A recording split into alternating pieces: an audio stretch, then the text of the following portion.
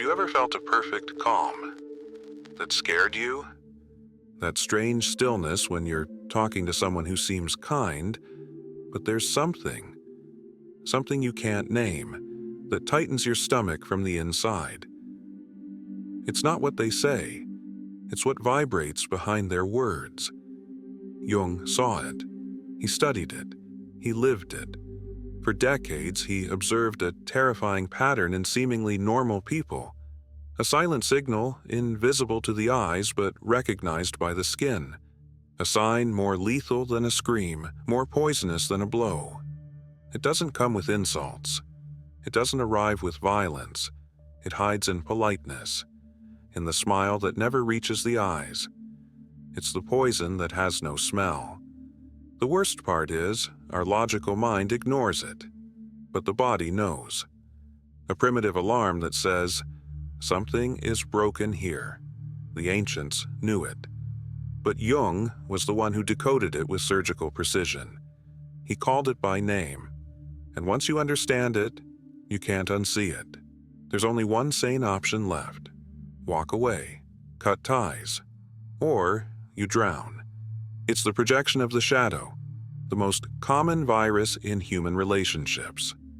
Picture this. You're talking to someone, and suddenly they begin to see you as something you're not. They accuse you of intentions you never had. They attribute darkness to you that doesn't belong to you. You're not even there for that person. They're talking to their own reflection, distorted, vomited onto you. Sound familiar? The shadow is everything we deny in ourselves, what we're ashamed to accept. We hide it, we bury it, but it doesn't vanish. It builds up, it gains power, and when we don't face it, we throw it onto others like a shattered mirror. Jung discovered that those who constantly project their shadow onto others show the most dangerous trait a human being can have: the total inability to see themselves. That kind of person is blind. They don't see their own poison, so they see it in you. And the worst part is, they believe it. The most dangerous thing of all is that, from their eyes, you are truly the monster. They're not pretending, they're not acting. They're seeing you through the broken glass of their unconscious, and to them, that distorted reflection is you. There's no conscious lie. There's certainty. And certainty, when it's born from the shadow, is a lethal weapon. The oldest spiritual traditions knew it. They didn't use Jung's words, but they pointed to the same abyss. Buddhism speaks of the dark mirror that projects inner impurities as if they were external. Christianity screams it through metaphor. You see the speck in your brother's eye, but ignore the log in your own. The hell of projection is ancient, yet it still devours the innocent today. Those who project, believe, and those who believe, persuade. The person casting their shadow onto you isn't just trapped in their own lie, they can make others believe it too. And then you're no longer fighting one. You're battling a network of contaminated perceptions. The human brain filters reality. We already knew that. But when the shadow takes control, the filter becomes a mask. Everything gets distorted. Everything is justified. Robert Johnson said it's like wearing glasses that warp everything you see, but you don't know you're wearing them. And there lies the real problem. How do you defend yourself from an invisible war? The only reliable signal appears when you feel that internal disconnection. When someone accuses you of intentions you don't recognize. When they point out emotions you never felt. And they do it with a certainty that cuts like glass. You're being attacked by something that isn't yours. You are the battlefield for an enemy who doesn't know they're fighting themselves. The shadow doesn't just use you as a mirror. It turns you into a target. And it does so with a calm that paralyzes.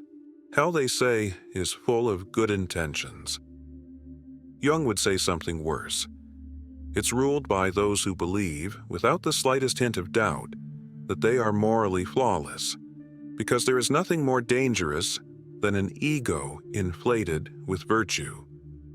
When you see someone utterly convinced of their moral purity, their spiritual perfection, or their exclusive grip on absolute truth, you're not looking at a person, you're looking at a phenomenon. Jung called it psychic inflation, and it is, without a doubt, the most chilling symptom of all. This isn't ordinary arrogance, it's not social media vanity, it's something deeper, darker, more dissociated. Psychic inflation happens when someone merges with an archetypal image, the savior, the enlightened one, the bearer of truth. They no longer see themselves as fallible humans. They believe they are the embodiment of good, direct representatives of the absolute. And that makes them dangerous because they have lost the mirror. Meister Eckhart warned centuries ago, the greatest obstacle on the spiritual path isn't the devil, it's believing you are God. Zen calls it the Zen sickness. The Sufis name it the veil of light, more lethal than the veil of darkness because it's more seductive and nearly impossible to detect. There's a brutal sign that gives it away. This person never questions themselves. They don't doubt their intentions. They don't even consider the possibility of being wrong, because in their mind, they're not speaking from themselves. They're channeling a higher truth. While true sages kneel before mystery, the inflated one stands on it and uses it as a pulpit. The most perverse part is that this state creates magnetism. Jung saw it. Inflated leaders, blinded by their divine mission, attracted crowds starving for certainty. Because there's something in us that longs to surrender to someone who never trembles, even if that person is lost, even if they don't know it's no longer them speaking, but their shadow, dressed in light. Claudio Naranjo explained it with surgical precision. Spiritual ego is the hardest to recognize. A common ego screams, "I'm important." The inflated ego whispers, "I'm the voice of good," and that's why almost no one questions it. Do you know why so many people feel drawn to dangerous individuals who appear spiritually enlightened? Because the shadow knows how to disguise itself as light. Because the inflated ego doesn't need to shout, it only needs to shine. But if you want to spot one, don't listen to them when they speak. Watch them when they're contradicted. The reaction to criticism is the mirror. The inflated one doesn't process disagreement as something human. They experience it as a cosmic threat, a betrayal of good, an attack on the divine order they believe they represent. You don't see it, but inside their mind, you're not simply disagreeing. You're challenging truth. You're blaspheming, and that activates them. Jung warned that this state isn't just dangerous to others, but even more to the one experiencing it. When the small ego fuses with archetypal content, like the savior or the righteous, the soul enters a tension so extreme that sooner or later, it implodes. The higher the inflation, the more violent the collapse, because what's repressed always returns, and it doesn't knock. But there's something even more disturbing. Jung saw it. People who seem perfect, always polite, always fair, always saying exactly what you want to hear. No mistakes, no contradictions, no shadow. That's where you need to run. Because that's not authenticity. That's a mask. The persona, as Jung called it, borrowed from Greek theater, is the social role we play to survive. But when someone becomes confused with that role, when they forget it's a costume and believe it's their skin, there's no real person left behind. Only facade, only performance, and you feel it. Even if you can't explain it, your instinct knows. Fernando Pessoa said it with brutal clarity. The problem isn't wearing a mask. The danger is forgetting you have it on. Zen expressed it another way. They ask, "What is your original face before you were born?" That is your true identity. Not the one you built to fit in, but the one that burns underneath, waiting for you to stop acting. The Taoist sages said it with equal force. If you polish the surface too much, you destroy the substance. Jung simply translated that ancient wisdom into the language of the psyche, because there's something alarming you feel before you understand it. When you talk to someone who does everything right, but something invisible, doesn't sit right. That person who always knows what to say, how to look, what gesture to make, when to smile. Everything is perfect, too perfect. And that, far from inspiring trust, sets off an alarm, because what is truly human is not flawless. The human trembles, contradicts itself, doubts, loves and hates at the same time. Social perfection isn't virtue, it's defense. James Hollis, one of the heirs of Jungian thought, made it clear: the more perfect the external adaptation, the emptier the inner life tends to be. And this isn't a metaphor. Neuroscience has confirmed it. We have mirror neurons designed to detect subtle incoherences between what someone says and what their body is actually communicating. When there's dissociation, we feel it. We can't explain it, but we feel it. A sense of distrust without any obvious cause. That's the symptom. But the illness goes much deeper. When someone puts all their energy into maintaining an image, the rejected aspects don't disappear.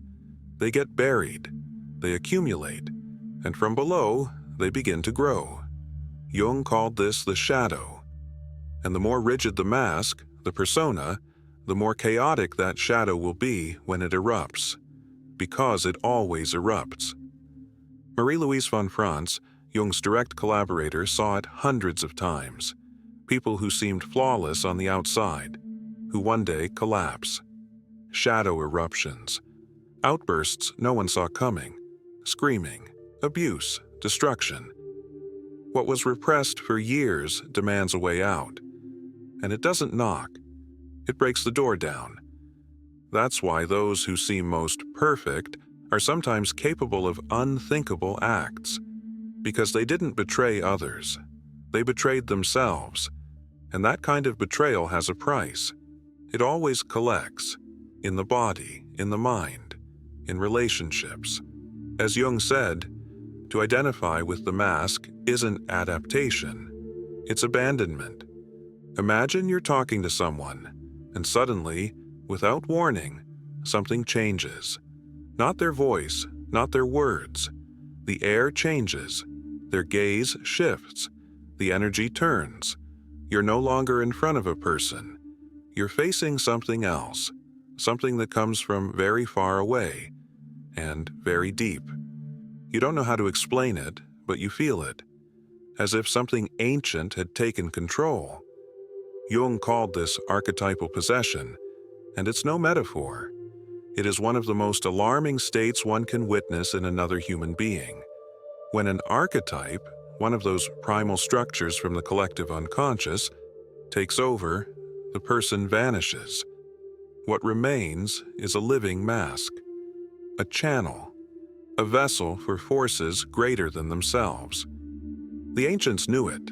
They called it possession, and they weren't entirely wrong. Anthropologist Mircea Eliade documented how shamans distinguished between conscious channeling and dangerous possession. In one, the soul dances with mystery. In the other, the soul is devoured by it. Christian mysticism spoke of discernment of spirits, the ability to tell the difference between what arrives with purpose and what comes to destroy. There are signs. There always are. When someone fuses with a fixed pattern, the perfect savior, the eternal warrior, the perpetual victim, the infallible judge, you're no longer in front of a complete human consciousness. You're facing a force, a fragment, an idea dressed in flesh, and you can feel it. There's a rigidity in their words, a strange glow in their eyes, a disturbing absence as if their soul had shifted a few inches back. Robert Moore, Jungian analyst, said it bluntly: when you speak with someone possessed by an archetype, you're not having a dialogue with a person, you're confronting a myth. And myths don't listen. Myths don't change. Myths consume. Modern neuropsychology confirmed the unthinkable. In certain altered states, the regions of the brain linked to personal identity shut down, while others, related to transpersonal experiences, light up like fire. In sacred rituals, that can be medicine. But in daily life, without containment, that can become an abyss. The most chilling part of an archetypal possession is that it doesn't feel like a possession. The person doesn't feel trapped. They feel enlightened, full, at peace. Doubt vanishes. Ambiguity disappears. Only an indestructible certainty remains, and that certainty is magnetic. Jung saw it. Leaders caught in archetypes who pulled entire crowds, not with ideas, but with supernatural conviction. But the danger lies at the core, because archetypes are neither good nor bad. They are extremes. The savior archetype also holds the fanatic. The warrior leads to the martyr. The judge hides the punisher. When someone fully identifies with one, sooner or later, its dark side will surface, and they won't even realize it. Jung documented brutal cases, people possessed by an ideal image who ended up acting in ways that directly oppose their conscious values. Violence, manipulation, abandonment, all justified, all rationalized. Because in that state, there is no reflection, and without reflection, there is no humanity. But there is something even more sinister, a pattern that repeats like an echo. Jung called it the repetition compulsion. It's when someone, without knowing it, recreates the same wounds, the same stories, the same abysses, as if a part of their soul were trapped in an invisible loop. And you can see it, you can feel it, and you know you're not witnessing a life. You're witnessing a tragedy. It's not malice, it's not a conscious decision. It's a deep, automatic, ancestral force. The person doesn't choose to repeat. They're simply obeying a script written long before they could read. Christopher Bollas described it with brutal precision. They are unthought knowns. Experiences so early or traumatic that they were never processed, yet they govern everything that followed. Spiritual traditions knew this. They called it karma. They called it a family curse. They called it shadow. The name doesn't matter. What matters is that when you see it clearly in someone else, you understand something essential. You're being pulled into a drama that isn't yours, and if you don't cut it off, it will consume you. Karma, in its original Buddhist meaning, didn't speak of punishment or reward. It spoke of patterns, of cycles, of automatic impulses that drag us into repetition, over and over again. In Judeo-Christian tradition, original sin can be read as an inherited unconscious wound. Something you didn't choose, but still directs you. A script written without your permission. The sign appears when you see someone who, without knowing how, always falls into the same kind of pain. Different faces, same drama, another stage, but the script is identical. And the most disturbing part, they live it with surprise, as if fate hated them, as if they were perpetual victims of some external force, when in truth, they are recreating their own hell without realizing it. Neuroscience has already confirmed it. Trauma forms pathways, imprints in the brain, routes of least resistance, and what wasn't processed becomes a map. Your mind, without warning you, seeks to confirm what it already knows, even if it destroys you. There's no conspiracy, there's repetition, but there is something even more dangerous. People trapped in unconscious repetition compulsions don't suffer alone. Without realizing it, they drag others in. They assign you roles. They project parts onto you in a play that began long before you arrived. Donald Kalsched said it with brutal precision. Unresolved trauma doesn't want to be healed. It wants to be acted out. On stage. Through you. And so, without noticing, you might be living out a role that isn't yours. And the worst part, it feels real. It feels like fate. Jung saw this phenomenon and called it tragic synchronicity. The more unconscious the pattern, the more strange coincidences appear. Everything seems to conspire. But it's not the universe. It's your shadow setting the stage. Jungian analysts recognize it instantly. People who tell the same story again and again. Always betrayed, always abandoned, always misunderstood, always the victim. But they don't see the pattern. And, as Marie-Louise von Franz said, until you make the unconscious conscious, it will direct your life, and you will call it fate. The most disturbing part of repetition compulsion is that it has magnetism. It doesn't just pull, it seduces. The person caught in those patterns emits invisible signals, and those signals attract, like magnets, exactly the people who will help them reenact their original wound.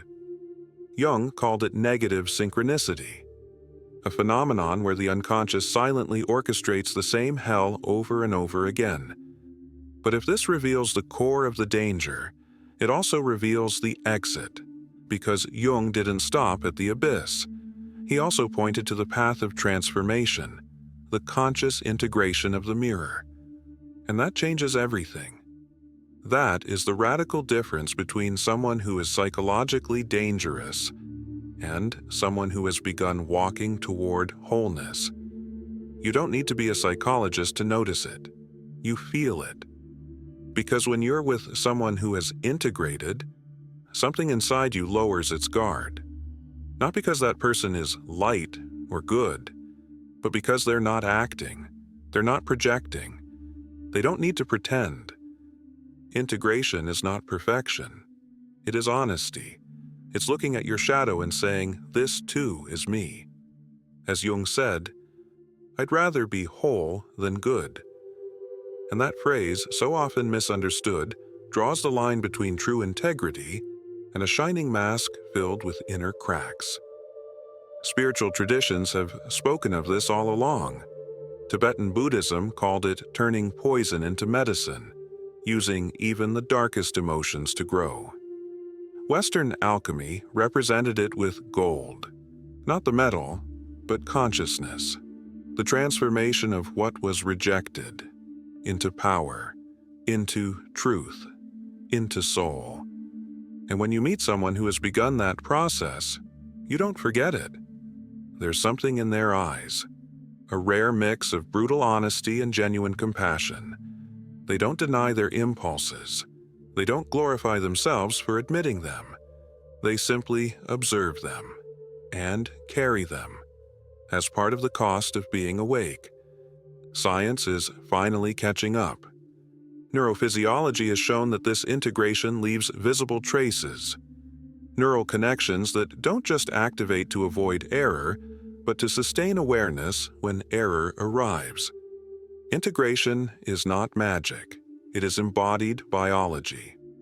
Researchers like Daniel Siegel have demonstrated that by reuniting previously dissociated parts of experience, we literally create new neural pathways. The brain changes. The primitive regions of emotion become linked to areas of deep reflection, and that's where the real work begins. To stop being reaction and become presence.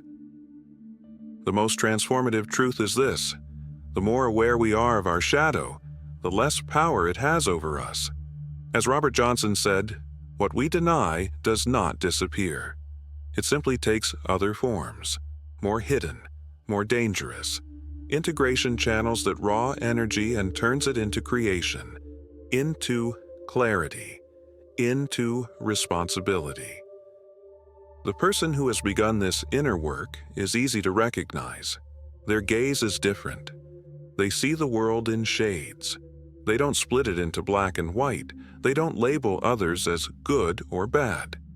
They understand we all carry contradictions, that no one is entirely innocent, nor entirely guilty, and that awareness is freedom.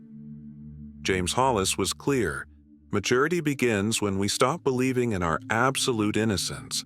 That's why true masters never present themselves as perfect. The Dalai Lama admits his anger. Teresa of Avila spoke of her crises. Rumi wrote of his inner chaos through sacred poetry.